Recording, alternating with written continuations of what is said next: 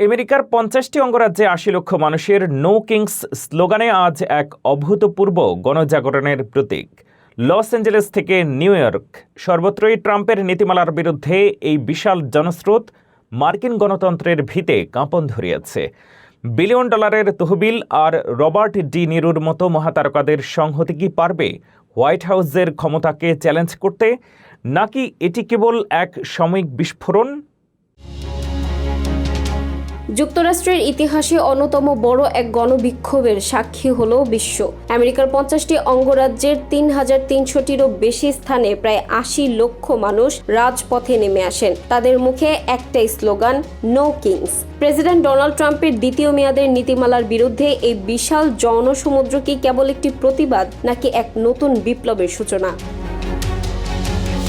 বিক্ষোভের মূল কেন্দ্র ছিল লস অ্যাঞ্জেলেস, পোর্টল্যান্ড এবং নিউ ইয়র্ক। লস অ্যাঞ্জেলেসে প্রায় ১,০০০ বিক্ষোভকারী ফেডারেল ভবন ঘেরাও করে। পরিস্থিতি নিয়ন্ত্রণে পুলিশ টিয়ার গ্যাস নিক্ষেপ করলে এলাকাটি রণক্ষেত্রে পরিণত হয়। অন্যদিকে পোর্টল্যান্ডে আইস অফিসের বাইরে মুখোশধারী আন্দোলনকারীদের সাথে নিরাপত্তা বাহিনীর সংঘর্ষ ঘটে।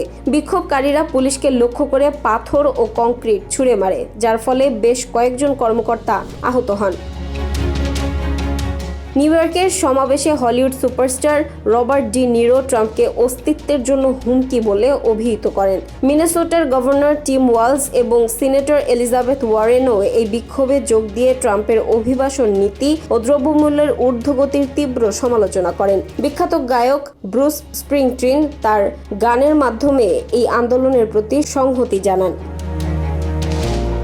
তদন্তে দেখা গেছে প্রায় ৫০০টি ছোট বড় সংগঠনের একটি শক্তিশালী নেটওয়ার্ক এই আন্দোলনের পেছনে কাজ করছে। এই সংগঠনগুলোর সম্মিলিত বার্ষিক আয় প্রায় $৩ বিলিয়ন। বিলিয়নিয়ার জর্জ সোরস এবং নেভিল রয় সিংহামের মতো ব্যক্তিদের অর্থায়নে পরিচালিত সংগঠনগুলো এই বিক্ষোভের মূল সমন্বয়কারী হিসেবে কাজ করছে। বিক্ষোভকারীদের দাবি, আমেরিকা কোনো রাজতন্ত্র নয় যে এখানে কারো হুকুমই শেষ কথা হবে। আইসি বিলুপ্ত করা এবং সাধারণ মানুষের অধিকার রক্ষার এই লড়াই আগামী দিনে মার্কিন রাজনীতিকে কোন দিকে নিয়ে যায়, এখন সেটি দেখার বিষয়।